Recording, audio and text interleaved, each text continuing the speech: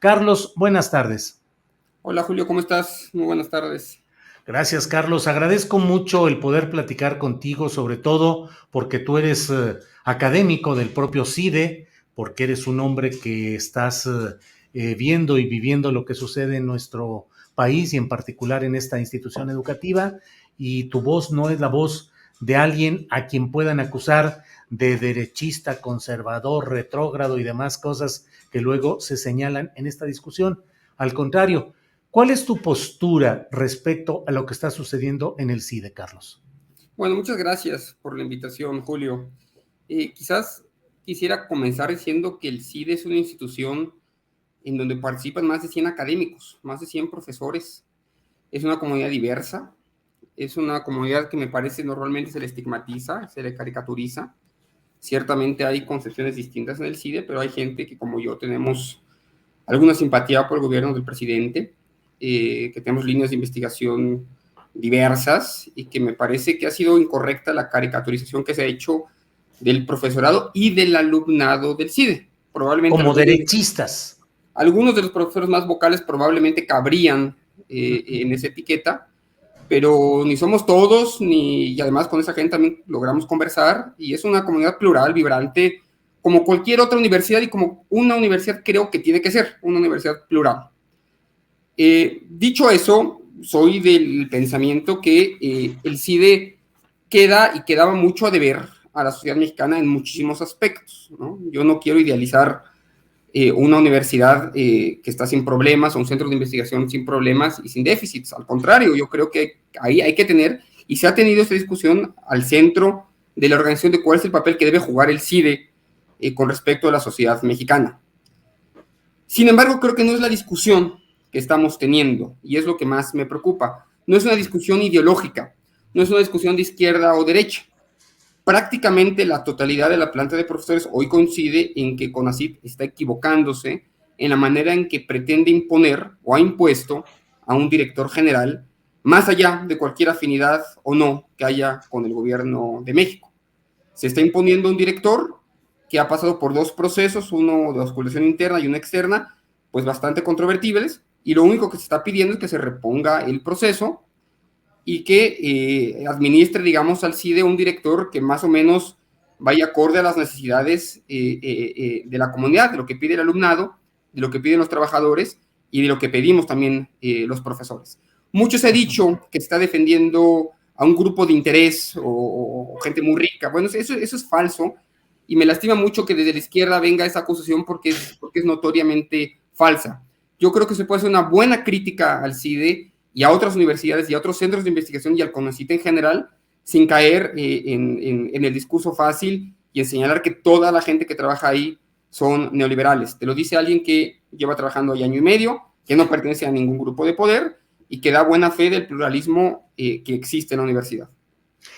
¿Cuáles son las claves que desataron esto que hoy es una movilización y una protesta masiva? Y por otra parte, pues el atrincheramiento de la dirección del CONACYT y del director primero interino y ahora formalmente ya definitivo del CIDE, el señor Romero Tellaeche.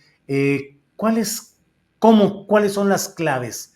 El una visión autoritaria desde el CONACYT, una cerrazón, no escuchar a la comunidad, creer que se pueden imponer las cosas, o del otro lado, reacción de grupos desplazados, defensa de un coto ideológico derechista. ¿Cuáles son las claves, Carlos? Creo que una buena manera de explicárselo a tu auditorio sería la siguiente. A ver, el CIDE es un centro de investigación que pertenece a CONACYT, por tanto pertenece, digamos, a la estructura del Gran Consejo, ¿no?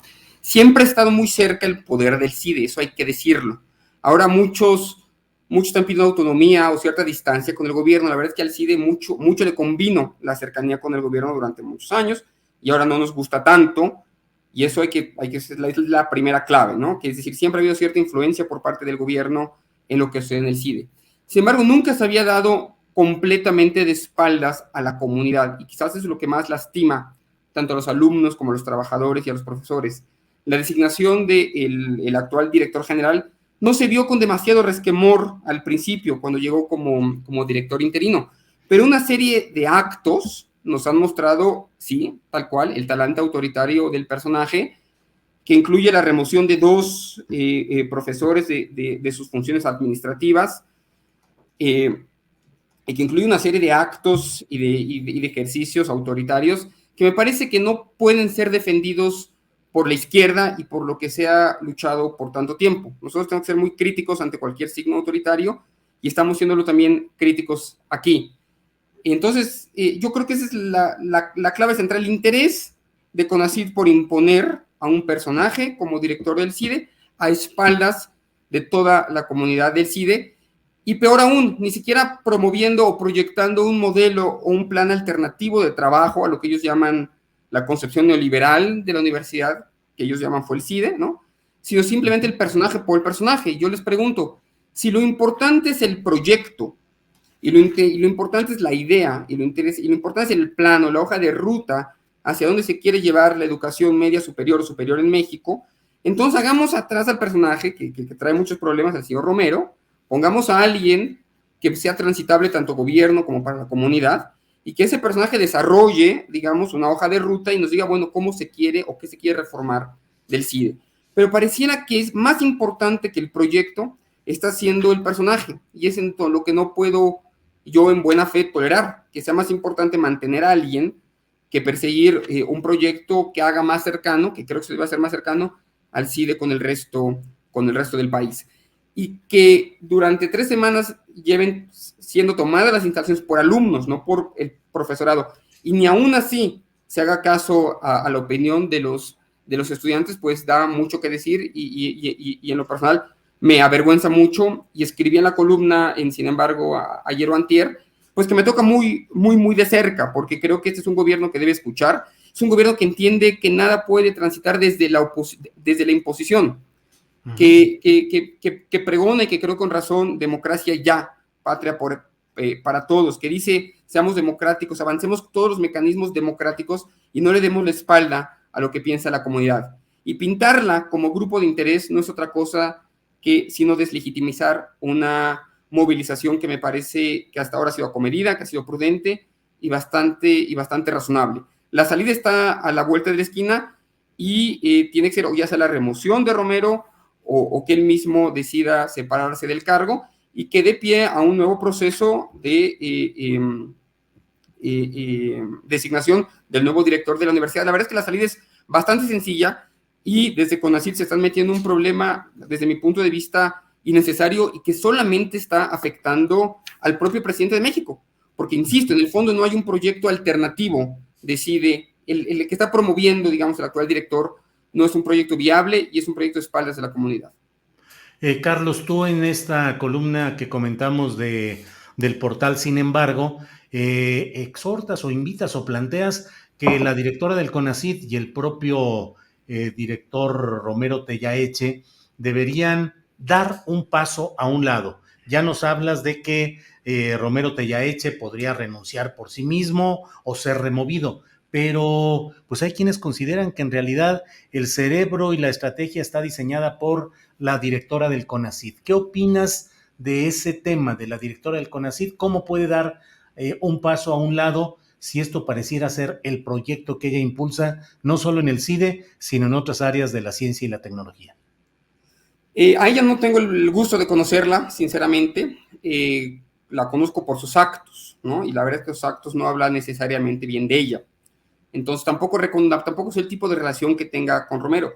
Lo cierto es que únicamente le está dando problemas al señor presidente y está poniendo en tela de juicio la política educativa que tiene la 4T y que tiene el propio gobierno. Insisto, si lo que importa es el proyecto que ella tiene, digamos, hacia el CIDE, que lo comparta, que nos lo enseñe, que lo discuta, que dialogue. Somos demócratas, no intentamos imponer absolutamente nada a nadie. Insisto, se habla de grupos de interés y de facciones y de relaciones con el gran capital. Bueno, habrá profesores que tengan preferencias políticas particulares o que se hayan relacionado de maneras que a mí no me agradan con otros gobiernos, pero insisto, eso es caricaturizar a la universidad, al centro de investigación.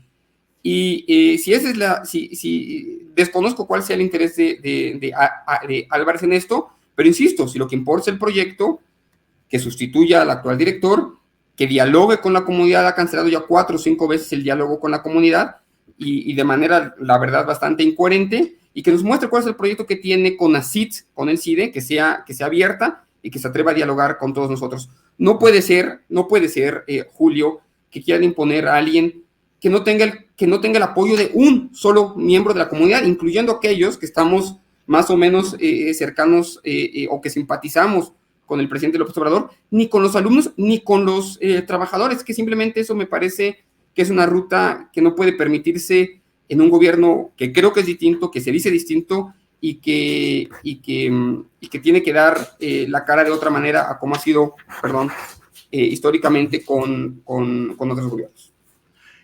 Carlos Pérez Ricard, agradeciéndote la oportunidad de platicar y asomarnos a este tema del CIDE. Cierro por mi parte, a reserva de lo que desees agregar, preguntándote qué opinas de cómo ha escalado esto hasta la propia palabra presidencial, sobre todo en relación con lo que publicó Sergio Aguayo, en ciertas referencias que podrían acercar o equiparar lo que hoy pasa en el CIDE con el ánimo diazordacista en el 68 y la respuesta del propio presidente de la República en la conferencia mañanera. ¿Qué opinas de esta valoración de que la cerrazón al diálogo, el no escuchar, podría equiparar este momento con el del 68? Bueno, me parece un símil complicado. Yo no me he subido, digamos, a esa comparación. No me parece adecuada, no me parece que tenga nada que ver, no me parece que el presidente de México tenga nada que ver con Díaz Ordaz. Tampoco creo que el momento histórico que vimos tenga demasiadas similitudes con el movimiento del 68. En ambos casos hay reivindicaciones estudiantiles, como ha habido en otros momentos de la historia de México. No concuerdo que haya demasiadas similitudes. Y si me permites, tampoco creo que esta andanada, así la llamaría usted, maltrato al CIDE se esté dando desde la silla presidencial de facto. Me parece que es más el plan de la señora de CONACYT, y lo que ha hecho el presidente López Obrador es dejar que ella actúe. Sin embargo, quiero decir que esto ha llegado ya a un umbral o a un límite que está empezando a rebasar CONACYT para convertirse en un tema propio de la Secretaría de Gobernación y de la Secretaría del Trabajo, porque si no estalla una huelga de profesores, probablemente va a estallar a inicios del año que viene. Entonces, si no quiere el presidente que explote esto realmente en un problema mucho más allá del CIDE y que el movimiento de estudiantes y de profesores se comience a articularse con otras demandas, me parece que es correcto y además es completamente viable pararlo en seco, e insisto, no sacrificando el proyecto, no sacrificando lo que es de fondo, sino simplemente ser coherente y decir, hey, vamos a entender lo que está pasando en la comunidad, porque este señor tiene el rechazo abierto de profesores, de alumnado y de trabajadores, y entonces pensar en alguien que pueda habilitar, digamos, este camino, que sea transitable para gobierno, que sea transitable para estudiantes, que sea transitable para profesores, y que, digamos, logre hacer las modificaciones que yo insisto, son necesarias para que el CIDE se convierta, como lo que es y como lo que debe ser, en un centro de investigación público al servicio del pueblo de México. Entonces hay que buscar los grises, hay que buscar los matices, y en este ambiente bien polarizado yo creo que faltan voces y faltan figuras que nos ayuden a dialogar entre opositores y gente en el gobierno, y de nada está ayudando la señora Álvarez y CONACYT a salvar este problema. Entonces, bueno, haría un llamado al diálogo, haría un llamado a que entiendan que este problema se le puede ir de las manos al gobierno y que todavía estamos a tiempo de detenerlo. Carlos Pérez Ricard, muchas gracias por esta oportunidad de platicar contigo, y bueno, pues estaremos atentos a cómo va el desenvolvimiento de este tema delicado. Gracias, Carlos. A tus órdenes, Julio, que estés bien. Muy amable, gracias.